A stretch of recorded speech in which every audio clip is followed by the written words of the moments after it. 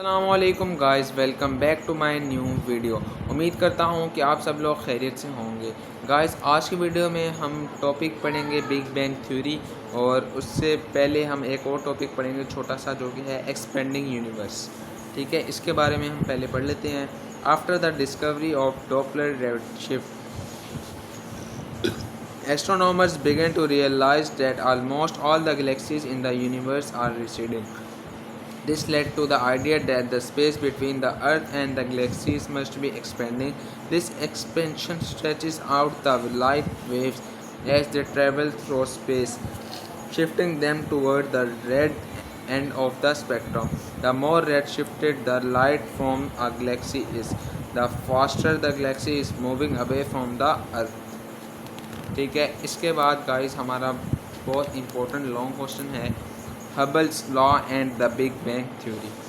ठीक है, पहले हम पढ़ लेते हैं गाइस हबल्स लॉ के बारे में। ठीक है,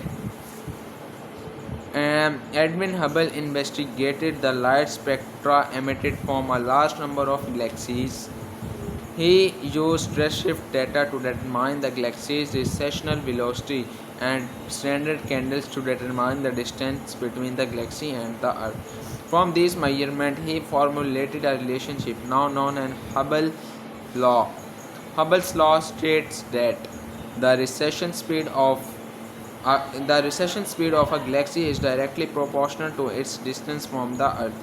Expression for the Hubble's law can be written as V is equal to H naught D. यहाँ पे जो H naught है वो कैपिटल है, where H naught is the Hubble's constant और rate of expansion of the universe.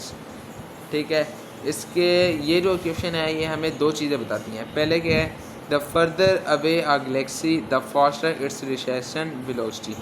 Number 2 point, the gradient of a graph of recession velocity against distance is equal to the Hubble's constant. Hubble's constant basically equal होता है V by D is equal to Hubble's constant. ठीक है, इसके बाद है Hubble space telescope. ठीक है, ये इंपॉर्टेंट है काफ़ी, इसके बारे में मैं पढ़ देता हूँ। The Hubble space telescope is a space based observatory launched in 1990।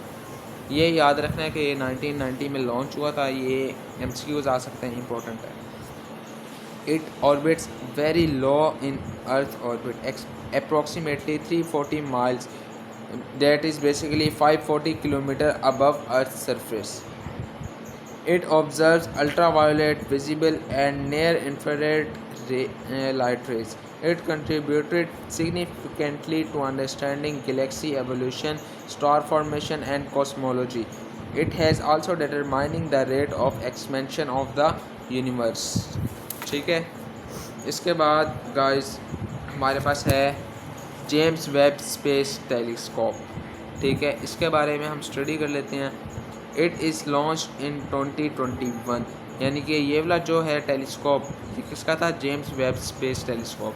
ये जो है ये लॉन्च हुआ था 2021 में। It orbits approximately 1.5 million kilometres from earth, यानी कि 15 लाख किलोमीटर ये अर्थ के अराउंड चक्कर लगाता है। It observe near infrared and mid infrared light rays, studying Galaxy formation, star birth and planetary systems. Its main objectives are to study the universe's early stages, to understanding galaxy formation and evolution, observing star formation and planetary system development. ठीक है, इसके बाद guys topic है age of universe. ये important है, इसके बारे में पढ़ लेते हैं। If the galaxies are moving away from each other then they must have started from the same point at some time in the past.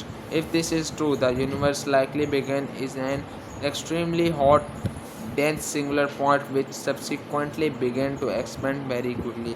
This idea is known as Big Bang theory. ये है basically Big Bang theory. About 13.8 billion years ago, the whole universe was a very small, extremely hot and dense region.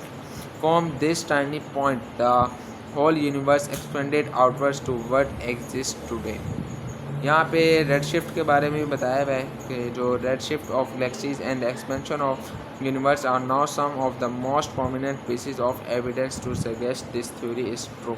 यानी कि big bang theory जो है काफ़ी उसके proofs हैं, ठीक है, जो दिस बिग बैंग थ्योरी को करेक्ट प्रूफ करती है, ठीक है। तो गाइस आज का जो टॉपिक है वो ख़त्म होता है। मिलते हैं हम सब लोग नेक्स्ट वीडियो में, तब तक के लिए अपना बहुत सारा ख्याल रखिएगा। अल्लाह हाफिज़।